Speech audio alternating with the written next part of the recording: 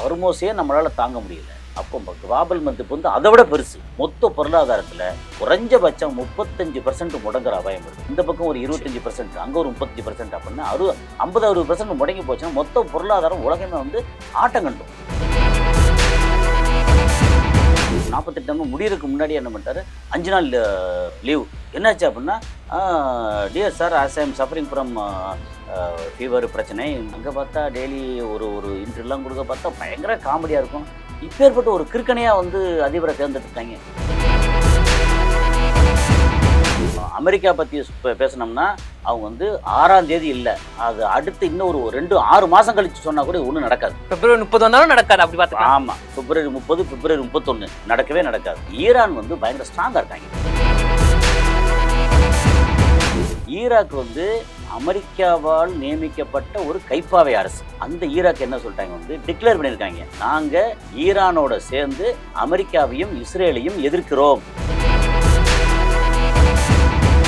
Houthis வந்து ஏற்கனவே ஈரானால் வளர்க்கப்பட்ட ஒரு போராளி அமெரிக்காவோட ட்ரோன், ஐ திங்க் 13-17 அத்தனை ட்ரோனை அடிச்சு கீழே வீழ்த்திருக்காங்க. அமெரிக்காவோட போர்க்கப்பல் இருக்குல்ல, அதை ஓட விரட்டினவங்க ஹவுதிஸ். இந்த பக்கம் இந்தியாவுக்கு வரணும் அப்படின்னா அவங்க வந்து இந்த பாபல் மந்தப் இருக்குல்ல, அது வழியே தான் போயா. அப்போ இந்தியாவுக்கு மிகப்பெரிய பாதிப்பு கண்டிப்பா. அது போக சவுதி அரேபியா இருக்குல்ல, அதோட வியாபாரம் மொத்தம் எல்லாம் அவுட் ஆயிடும். ஏன்னா 2 பக்கம் அடைச்சாச்சுன்னா.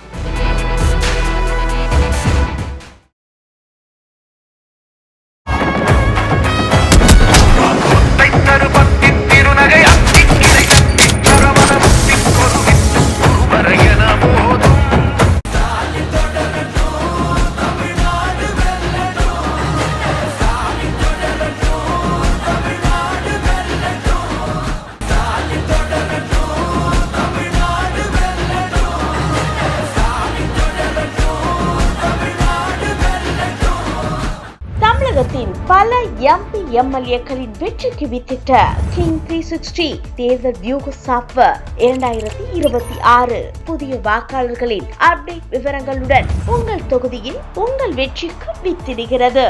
உங்கள் வாக்காளர்கள் தொகுதி, பூத், ஆண், பெண், வயது என பல வகைகளில் ஒரே நொடியில் உங்கள் விரல் நுனியில் bulk WhatsApp, bulk voice call, viral தேர்தல் பிரச்சாரங்கள், ட்ரெண்டிங் செய்திகள் என கிங் 360 தேர்தல் வியூக பணிகள் குறித்த விவரங்களுக்கு உடனடியாக இணைந்திடுங்கள். உலகெங்கிலும் உள்ள கிங் டிவி சொந்தங்கள் அனைவருக்கும் வணக்கம். இன்னைக்கு நம்ம இன்டர்வியூ நிகழ்ச்சியில நம்முடன் இணைஞ்சிருக்க சிறப்பு விருந்தினர் சர்வதேச செய்தி ஆய்வாளர் திரு கசாலி அவர்கள். வாங்க பேசும் சார். வணக்கம் சார். வணக்கம் சுரேஷ் சார். இந்த போர் ஆரம்பிச்சு, ஈரான் இஸ்ரேல் அமெரிக்கா போர் ஆரம்பிச்சு 30 நாட்களை தாண்டி போக போகுது. இதுக்கிடையில வந்து ட்ரம்ப் அவர்கள் நிறைய காமெடிகளை பண்ணியிருக்காரு. இப்போ இதுக்கிடையில வந்து ட்ரம்ப் அவர்கள் சொல்லியிருக்காரு, ஏப்ரல் 6 அந்த டேட்டுக்குள்ள நீங்க அமைதி ஒப்பந்தத்துக்கு வரணும் ஈரான், அப்படி இல்லைன்னா மிக மோசமான முக்கியமா வந்து உங்க ஈரான் நாட்டில் இருக்க எரிசக்தி நிலையங்களை அங்கே அடிச்சிடும்னு சொல்லியிருக்காரு. அதுவும் இன்னொரு பக்கம் பார்த்தீங்கன்னா மத்திய கிழக்கு பகுதியில் அமெரிக்காவில் 10,000க்கும் மேற்பட்ட படைகளை எரிக்கிருக்காரு. இது எப்படி பாக்குறீங்க சார்? சரி, நம்பர் 1 வந்து அவர் ஏப்ரல் 6ஆம் தேதி ஓகே அவர் டேட்டம் வச்சிருக்காரு, கெடு வச்சிருக்கிறார். அது என்ன கெடு அப்படின்னா, இதுக்கு முன்னாடி வந்து 10 நாளைக்கு முன்னாடி வந்து 5 நாள் கெடு வச்சார். அப்போ என்ன சொல்றாரு, நீங்கள் ஒழுங்கு மரியாதையாக நீங்கள் வந்து சரண்டர் ஆயிடணும், அந்த ஹர்மோஸ் ஜலசந்தியை வந்து திறந்து விட்டுறணும், இல்லை விளைவுகள் பயங்கரமாக இருக்கும் அப்படின்னு சொல்கிறாருல்ல. யாருக்கும் அப்படிதான் எடுத்துக்கணும். எனக்கு விளைவுகள் பயங்கரமாக இருக்கும், கொஞ்சம் பார்த்து கருணை பண்ணுங்க அப்படிங்கிறதான் அவர் சொல்கிறதோட அர்த்தம். ப்ளீஸ் ஹெல்ப் மீன்னு ஒரு விஷயத்தை ஆமாம், ஒழுங்கா யாராவது ஏதாவது பண்ணீங்க அப்போதான் நான் கெஞ்சிருவேன் அப்படின்ற மாதிரி தான் கிட்டத்தட்ட அவர் நிலைமை அதான் இருக்கு. 48 மணி நேரம் முதல்ல சொன்னார், இல்லைன்னா உங்களுடைய பவர் கிரிடெல்லாம் அடிக்க போகிறேன் அப்படின்னாரு. அதுக்கப்புறம் 48 முடியறதுக்கு முன்னாடி என்ன பண்ணிட்டாரு, 5 நாள் லீவ். என்னாச்சு அப்படின்னா, dear sir, as I am suffering from fever பிரச்சனை வந்து அடிக்க முடியாது என்னால், அதனால் வந்து 5 நாள் லீவ் விடுங்க.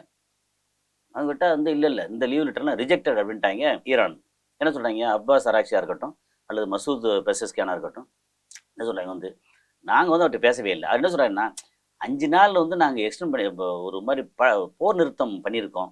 எதுக்கு அப்படின்னா, ஈரான்லேருந்து கெஞ்சி கேட்டுக்கிட்டாங்க, நிறையா பேசுனாங்க, எங்கள் வந்து போர் நிறுத்தத்துக்கு நாங்கள் தயாராக வர்றோம், கொஞ்சம் ஒரு மாதிரி இடையில சீஸ்ஃபயர் கொஞ்சம் பண்ணுங்க அப்படி கெஞ்சி கேட்டுட்டாங்க.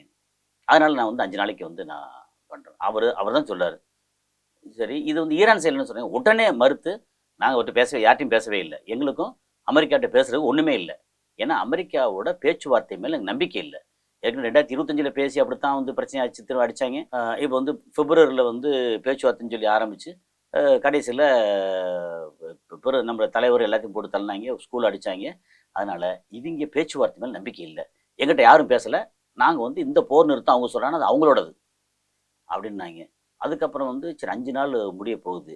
அங்கே பார்த்தா டெய்லி ஒரு ஒரு இன்டர்வியூலாம் கொடுக்க பார்த்தா பயங்கர காமெடியாக இருக்கும். இப்பேற்பட்ட ஒரு கிறுக்கனையாக வந்து அதிபரை தேர்ந்தெடுத்திருக்காங்க. பொதுவாக என்ன சொல்லணும்னா, உலகத்தில் வந்து அமெரிக்கா ஒரு பெரிய வல்லரசு. அதில் வந்து எக்கச்சக்கமான ஆராய்ச்சி நடக்குது. விண்வெளியாக இருக்கட்டும், இதாக இருக்கட்டும், அணுப்புலவாக இருக்கட்டும், இது என்ன ஏகப்பட்ட ஆராய்ச்சி நடக்குது. ஸோ அறிவாளிகள் நிறைந்த நாடு. வெளிநாட்டில் யாராவது அறிவாளி இருந்தால் கூட டக்குன்னு தூக்கிட்டு போய் அங்கே வந்து நல்ல சம்பளம் கொடுத்து உட்கார வைப்பாங்க. அதே மாதிரி நம்ம வந்து இந்த டிஜிட்டல் சோஷியல் மீடியா இதெல்லாம் இருக்குது பார்த்தீங்கன்னா, அதில் வந்து ரொம்ப ரொம்ப எக்ஸ்பர்ட் பயங்கரமாக இருக்காங்க. அவங்களுக்கு வந்து சைலண்ட்டாக போட்டியாக இருக்கிறது சைனா. கூகுள்னா கூகுள் இல்லை, அதுக்கு பதில் வேற வச்சுருக்காங்க அந்த மாதிரி. ஸோ இந்த மாதிரி இருக்கிற இடத்துல இந்த அறிவாளிகள்லாம் சேர்ந்து தேர்ந்தெடுத்தது யார் அப்படின்னா ட்ரம்ப் என்ற அடிமுட்டாள். ஏன் அடிமுட்டாள்? இது வந்து தவறாக சொல்கிறது இல்லை. அவர் நடந்துக்கிற ஒரு விஷயமும் அப்படித்தான் இருக்குது. ஈரானில் நாங்கள் வந்து வெற்றி அடைஞ்சிட்டோம், இனி வந்து அங்கே அடிக்கிறதுக்கு ஒன்றும் இல்லை. இது வந்து கடற்படை அடிச்சிட்டோம், ஏர்போர்ட்டு, அந்த இது ஏர்கிராஃப்ட், அது எல்லாத்தையும் அடிச்சு முடிச்சாச்சு. அப்படி எல்லாமே அடிச்சுன்னு சொல்ற அவரு, அப்ப ஏன் உங்களுக்கு 6ஆம் தேதி கெடு கொடுக்குறேன்? அப்படி இல்லைன்னா உங்க நாட்டுல இருக்க முக்கியமான நிலையங்களை அடிப்பணும் சொல்றாரு. இது எப்படி புரிஞ்சு வந்து வழி? அது வேற டிபார்ட்மெண்ட். அது அப்படித்தான் இருக்கும். நான் இப்படித்தான் சொல்லுவோம். என்னன்னா ஒரே ஒரு விஷயம், இது வந்து நம்ம இப்படி அவர் இப்படி காமெடியா பண்றாரு, இப்படி பண்றாரு நம்ம சொல்றோம் இல்லையா? அதுக்கு பின்னாடி ஒரு மிகப்பெரிய வணிகம் இருக்கு, மிகப்பெரிய பொருளாதார அவருக்கு சேர்ந்த அவர் சம்பந்தப்பட்ட சில யூதர்களுடைய பொருளாதாரம் இருக்கு. என்னன்னா இப்ப ஈரான் வந்து அடிக்க அமெரிக்க கப்பல் யூஎஸ்எஸ் ஆப்ரஹாம் லிங்கன் கப்பல் அவுட்டு, ஜெரால்ட் ஃபோர்டு கப்பல் அவுட்டு, டெஸ்ட்ராயர் கப்பல் அவுட்டு, இது அவுட்டு, அதை அவுட்டு, அப்புறம் F-35 அவுட்டு, அப்படி ஏகப்பட்டு அடிச்சு தீர்த்தாங்க. அடிக்க என்ன ஆகும்னா அங்கே எல்லாமே வந்து இது இருக்குது பார்த்தீங்கல்ல, ஷேர் மார்க்கெட். அதில் ஆயுதங்களோட விற்பனை, அந்த ஆயுத கம்பெனி இருக்கு இல்லையா, அதோட ஷேர் மார்க்கெட் F-35 இங்கே அடிக்க வியாபாரம் பயங்கரமாக போகுதா, அது வாட்டுக்கு ஷேர் மார்க்கெட் மேலே ஏறி போய்கிட்டே இருக்கும். F-35 அடிச்சாங்க அப்படின்னா ஷேர் மார்க்கெட் கீழே இறங்கும். ஓகே, அப்போ இதே மாதிரி அடிச்சுட்டே இருந்தாங்கன்னா என்ன ஆகும்? அமெரிக்காவோட மொத்த ஷேர் வந்து கீழே இறங்கிட்டே இருக்கும். அப்போது இல்லை நாங்கள் வந்து அங்கே வி ஒன் த வார் அப்படின்னு ஒரு அதிபர் சொன்னான்னா ஷேர் மார்க்கெட் கீழே இறங்குற மார்க்கெட் அப்படி நிற்கும், நின்றுட்டு அப்படித்தானோ அப்படின்னு பார்க்கும். அப்புறம் 5 நாள் வந்து நாங்கள் போர் நிறுத்தம் கெஞ்சி கேட்டாங்க, 5 நாள் போர் நிறுத்தம் அப்படி கொஞ்சம் மேலே ஏறும் அப்படின்னு. இவங்க வந்து தன்னோட நாட்டில் ஷேர் மார்க்கெட் ஒரு சில முக்கியமான முதலாளிகள் அவங்க வந்து பணத்தை இழந்துடாமல் அட்ஜஸ்ட் பண்ணுற அளவுக்கு இந்த ஆள் வந்து பேசிட்டே இருக்கிறாரு. சார், இந்த இடத்துல ட்ரம்ப் அவர்கள் தந்திரமா இன்னொரு விஷயத்தையும் பண்றாருன்னு பார்க்கலாமா சார்? இப்போ மத்திய கிழக்கு பகுதியில வந்து 50,000க்கும் மேற்பட்ட வீரர்களை வந்து இறக்கியிருக்காங்க அப்படின்னு சொல்றாங்க. 10,000 வீரர்கள் ஏற்கனவே அவங்களுக்கு வந்து 27 நிலைகள் இருக்கு. அதுல பெரிய பேஸ் எதுன்னா அல் உதைத் அப்படின்னு பேரு கத்தார்ல இருக்கு. அது வந்து 10,000 வீரர்கள் அங்க வந்து ஆல்ரெடி இருக்காங்க. இப்ப தர வழியா தாக்குறதுக்காக இல்ல அங்க ஏற்கனவே தரைப்படை இருக்காங்க. சவுதியில, யுஏஇல, இது பஹ்ரைன், குவைத்து அப்படின்னு, ஓமான்ல, இப்படி இந்த ஜிசிசி கண்ட்ரி, அது இல்லாமல் இது இருக்கு இல்லையா, ஜோர்டான் அங்கே இருக்குது.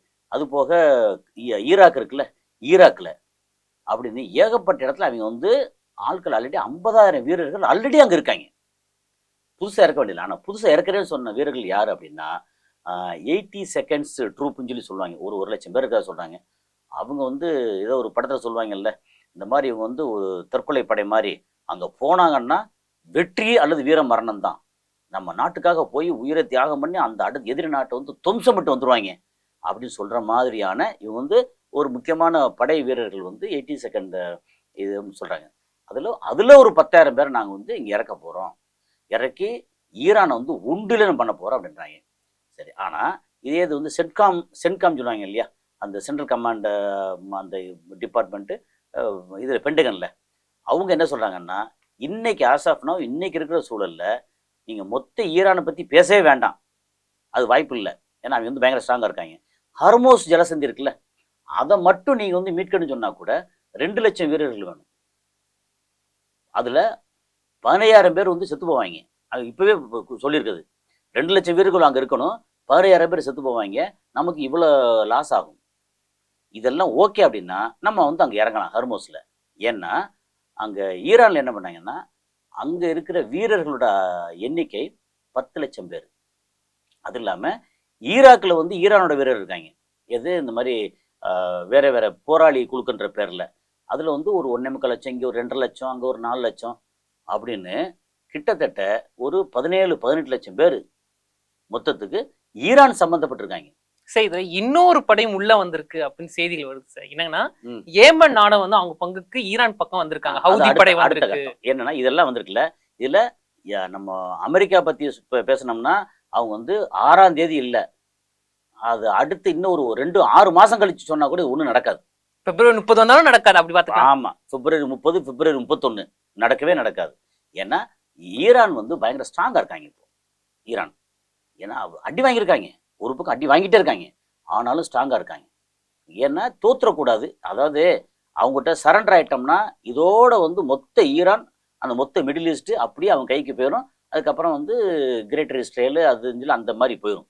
இப்போ ஏற்கனவே இஸ்ரேல் வந்து நாசமாயிருச்சு. அப்படி ஒரு வாரத்துக்கு முன்னாடி ஈராக் இருக்காங்கல்ல, ஈராக் வந்து அமெரிக்காவால் நியமிக்கப்பட்ட ஒரு கைப்பாவை அரசு. ஓகே, அந்த ஈராக் என்ன சொல்லிட்டாங்க வந்து டிக்ளேர் பண்ணியிருக்காங்க, நாங்க ஈரானோட சேர்ந்து அமெரிக்காவையும் இஸ்ரேலையும் எதிர்க்கிறோம் அப்படின்னு அந்த ஆளும் அரசு சொல்லியிருக்காங்க. எல்லாருக்கும் ஷாக்கு. ஏன்னா அமெரிக்காவோட கைப்பாவே அமெரிக்கா எதிர்க்கிறேன்னு சொன்னாச்சுன்னா இதுல உள்குத்தெல்லாம் ஒன்றும் இல்லை. ஏன்னா ஈராக்கில் இருந்து போகக்கூடிய எண்ணெய் இருக்கு இல்லையா, அந்த எண்ணெய்க்கான குரூட் ஆயில் இதுக்கான பேமெண்ட் எல்லாம் அமெரிக்காவுக்கு போயிட்டு அவன் வந்து இங்கே பிச்சை போடுற மாதிரி போட்டுட்டு இருக்கான். அதனால ஈராக்கும் ஈரானோட சேர்ந்துருச்சு.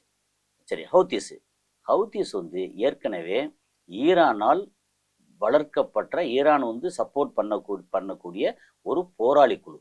தத்துப்பிள்ளை பார்த்துக்கலாம். தத்துப்பிள்ளை தான் போராளி குழு. அங்கே வந்து லட்சக்கணக்கான பேர் வீரர்கள் இருக்காங்க. லட்சக்கணக்கான பேர், நமக்கு தெரிஞ்சு if I'm not wrong more then 3 lakh people வீரர்கள் இருக்காங்க. ஓகே, அவங்க இருக்கிறது வந்து அந்த ஏடன் தாண்டி இந்த பக்கம் சனா அப்படின்னு அந்த துறைமுகம் அந்த இதில் இருக்காங்க. இப்போ என்னன்னா இங்கே வந்து ஹவுத்தீஸ் வந்து ஏமனில் இருக்காங்க.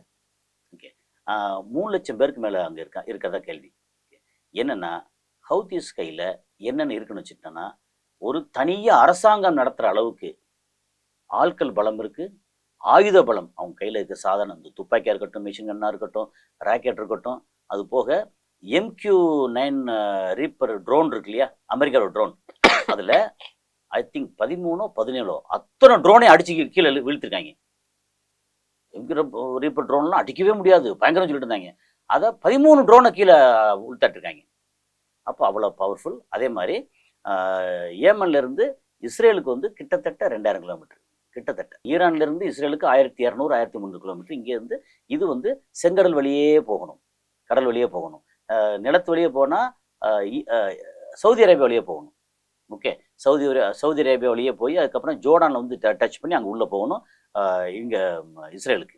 இது செங்கடல் வழியே போய் அதுக்கப்புறம் வந்து எகிப்தோட ஒரு சின்ன சினாய் தேய்க்கப்புறம் அந்த சைடில் ஓடி போய் அங்கே அடிக்கணும் இஸ்ரேலில்.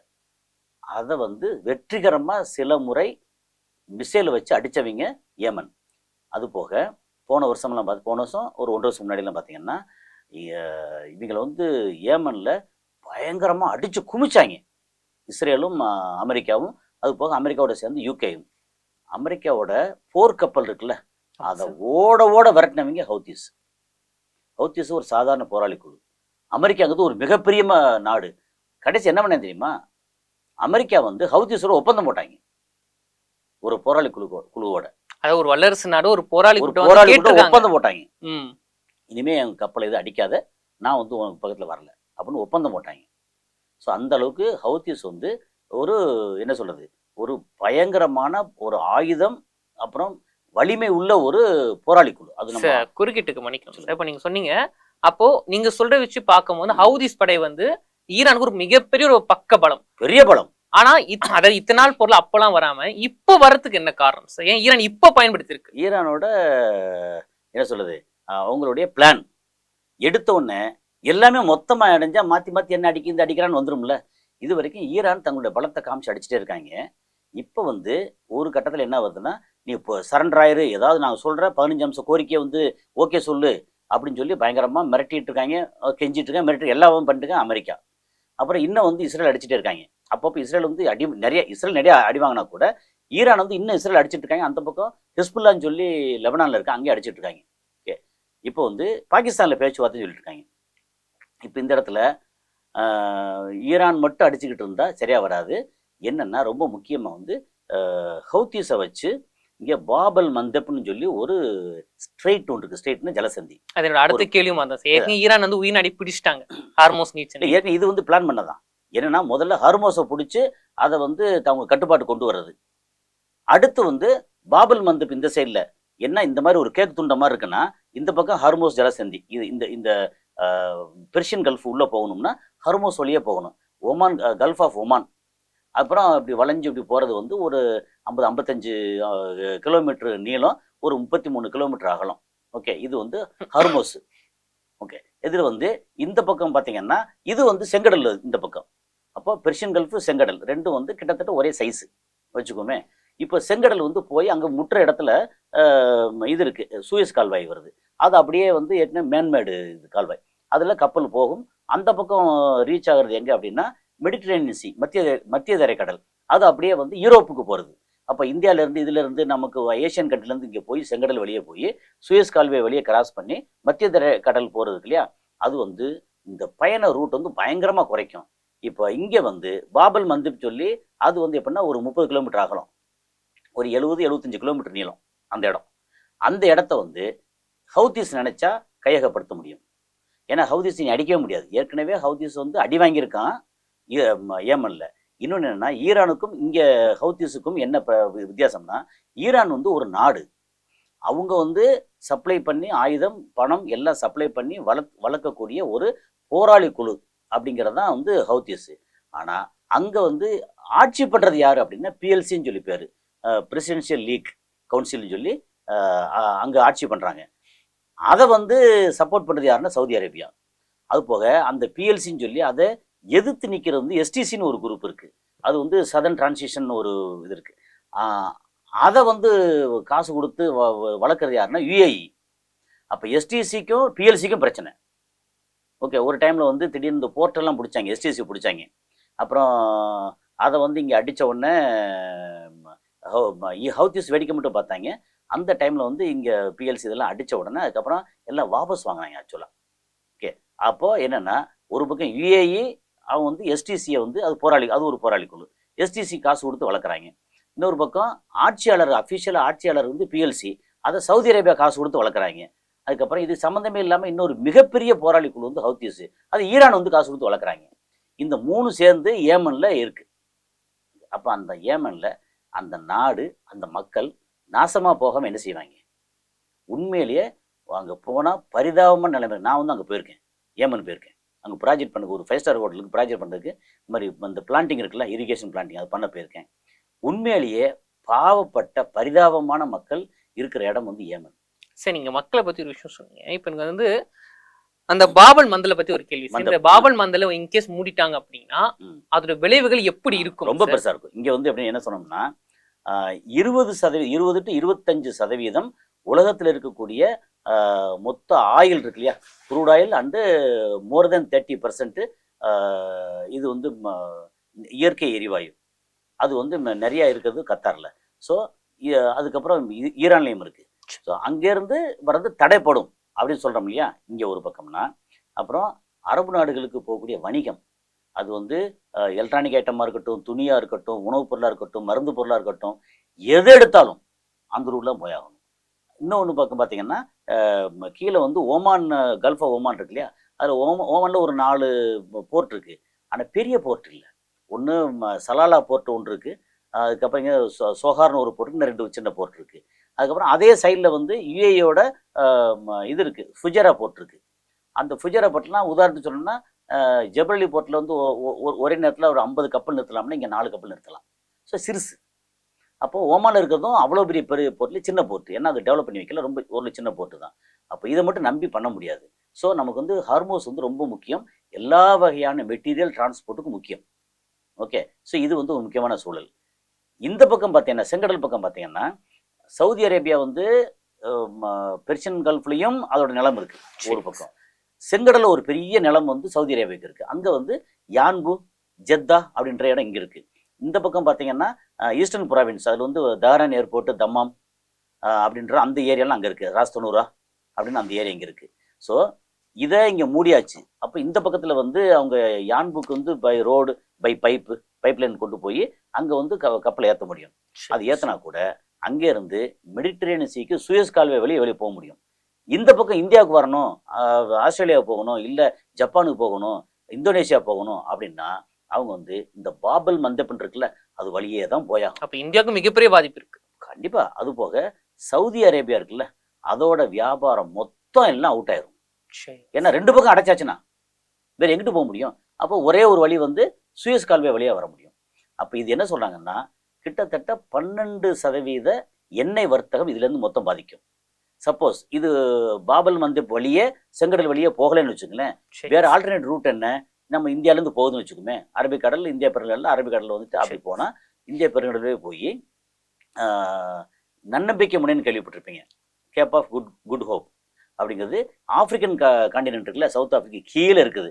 அது இங்கே இப்படி போகிறது பதிலாக இங்கே போய் ஒரு சுற்றி அப்புறம் மெடிட்டரேனியன் சீக்கு வரணும். ஓகே. அப்போ என்ன ஆகும்? குறைஞ்சது 12 to 20 நாள் தாமதமாகும். எக்ஸ்ட்ரா எரிபொருள், எக்ஸ்ட்ரா இன்சூரன்ஸு, அப்புறம் கீப்பிங் குவாலிட்டி அது வேறு இருக்கு இல்லையா. நம்ம வந்து ஒரு 15 நாள் வச்சுருக்கலாம், காய்கறி பழங்கள் இதெல்லாம் வச்சுருக்கலாம். அது 1 மாதம் எப்படி வச்சுருக்க முடியும்? அப்போ அது அழுகி போயிடும், பிரச்சனை ஆகும். அப்படின்னு ஏகப்பட்ட பிரச்சனை, காஸ்ட்டு இன்க்ரீஸ் ஆகும் அப்படின்னு ஏகப்பட்ட பிரச்சனை. அப்போ இதையும் வந்து ஏதாவது அங்கே அடித்தா நான் இதையும் மூடிடுவேன். அப்போ நீ வந்து பாரு. ஏன்னா ஈரானை அடிக்க முடியல, ஈரான் வந்து பலசரி ஆகிட்டான். இப்போ ஈரானை வச்சு ஹவுத்தீஸும் வந்து அடிக்க முடியல, ஹவுத்தீஸும் பயங்கர பலசாலியாக இருக்கான். இல்லை இங்கே ஹவுத்தீஸ் இருக்க இடத்துல பிஎல்சி வச்சு அந்த ஆட்சியாளர் இருக்காங்க அவங்கள வச்சோ அல்ல எஸ்டிசியை வச்சு அடிக்க முடியாது. ஏன்னா உள்ளுக்குள்ள எல்லாம் ஒரே அண்ணன். நீ இதை பார்த்துக்கிட்டு இருக்க, ஆட்சி பண்ணி என்ன தொந்தரவு பண்ணாத அப்படின்னு இவன் சானா, ஏடனில் ஒரு பார்ட்டு சானா, இதெல்லாம் சேர்த்து ஒரு பெரிய பார்ட்டை வந்து இவன் தான் ஆட்சி பண்ணிட்டு இருக்கான் கிட்டத்தட்ட. அது உலகத்தில் வந்து அஃபீஷியலாக இல்லாமல் அன்அஃபீஷியல் வந்து ஆட்சி பண்ணிட்டு இருக்கான். அதுக்கப்புறம் இன்னொரு பக்கம் எஸ்டிசி அப்படிங்கிறது, எஸ்டிசி வந்து இந்த சீனில் வரல. அப்படிங்கும்போது ஹவுத்தீஸ் வந்து ஒரு மிகப்பெரிய சக்தி. என்ன ஆகும்னா உலகத்தோட மொத்த பொருளாதாரம், இது டிரான்சாக்ஷன் இருக்குல்ல, மொத்த பொருளாதாரத்தில் குறைஞ்சபட்சம் 35% முடங்குற அபாயம் இருக்குது மொத்த பொருளாதாரம். அப்படி எண்ணெய் வர்த்தகமாக இருக்கட்டும், ஃபுட் ஐட்டமாக இருக்கட்டும், மற்ற மெட்டீரியல் ஐட்டமாக இருக்கட்டும், எல்லாம் எது எடுத்தாலும் எல்லாத்தையும் வந்து அங்கே இது முடைக்கிறோம். அப்போது இந்த பக்கம் ஒரு 25%, அங்கே ஒரு 35% அப்படின்னா 50-60% முடங்கி போச்சுன்னா மொத்த பொருளாதாரம் உலகமே வந்து ஆட்டம் கண்டுரும். ஹார்மோஸே நம்மளால் தாங்க முடியல. அப்போ குளோபல் மந்தப் வந்து அதை விட பெருசு. அது இன்னும் வந்து பயங்கர பிரச்சனை. இன்னும் வந்து டேட்டா வேணா, அந்த டேட்டா வந்து கொஞ்சம் வளவலன்னு இருக்கும், அது வேண்டாம் நமக்கு. ஹார்மோஸ் ஒரு 30 கிலோமீட்டர் அகலம், ஒரு கிட்டத்தட்ட 70 கிலோமீட்டர் நீளம். அந்த இடத்த நினைச்சா இங்கே உட்காந்துக்கிட்டு இவன் ஹவுத்தீஸ் வந்து ஏமனில் இங்கே இடத்த உட்காந்துக்கிட்டு தாக்கிட முடியும், ஏற்கனவே காமிச்சிருக்காங்க. அப்போ இதையும் நாங்கள் வந்து க்ளோஸ் பண்ணிடுவோம் அப்படின்னு ஈரான் மிரட்டுறதுக்கு வாய்ப்பு இருக்குது. நீ ஒழுங்கு மரியாதையாக இஸ்ரேலை கண்ட்ரோல் பண்ணி எங்கள் நாங்கள் சொல்கிற டிமாண்டுக்கு ஒத்து வந்து கையெழுத்து போட்டு இந்த ஏரியா விட்டு நீ கிளம்பி போ, அமெரிக்கா இங்கே வரக்கூடாது, கிளம்பி போ, இல்லை நாங்கள் இதே மூடிடுவோம், நீ வந்து பாரு. அப்போ என்னை அடிக்க வருவியா, வா, நான் திருப்பி அடிக்கிறேன். ஏன்னா திருப்பி இங்கே வந்து லோக்கலில் அடிக்கிறதுக்கு இங்கே ஆளே இல்லை. எந்த அரபு நாட்டுக்கிட்டையும் இது கிடையாது, வெப்பன் கிடையாது. அப்படி வெப்பன் இருந்தாலும் இயக்க முடியாது. அடித்தா திருப்பி அவன் பயங்கரமாக அடிப்பாங்க. அப்படிங்கிற சூழல் வந்து பயங்கர ஒரு மோசமான சூழல். நன்றி சார். ஈரான், இஸ்ரேல், அமெரிக்கா போற பற்றி அப்டேட் நியூஸை பற்றியும் அடுத்தது வரப்போகின்ற பிரச்சனையை பற்றியும் நிறைய விஷயங்களை பகிர்ந்துக்கிட்டீங்க. நன்றி. தொடர்ந்து பேசுவோம். நன்றி.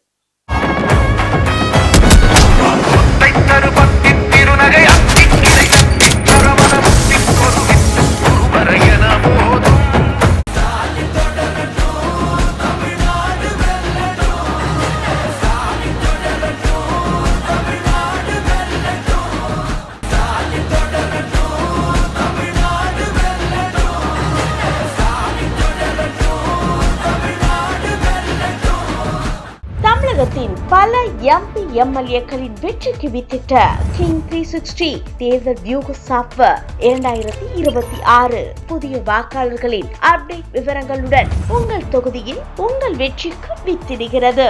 உங்கள் வாக்காளர்கள் தொகுதி, பூத், ஆண், பெண், வயது என பல வகைகளில் ஒரே நொடியில் உங்கள் விரல் நுனியில்.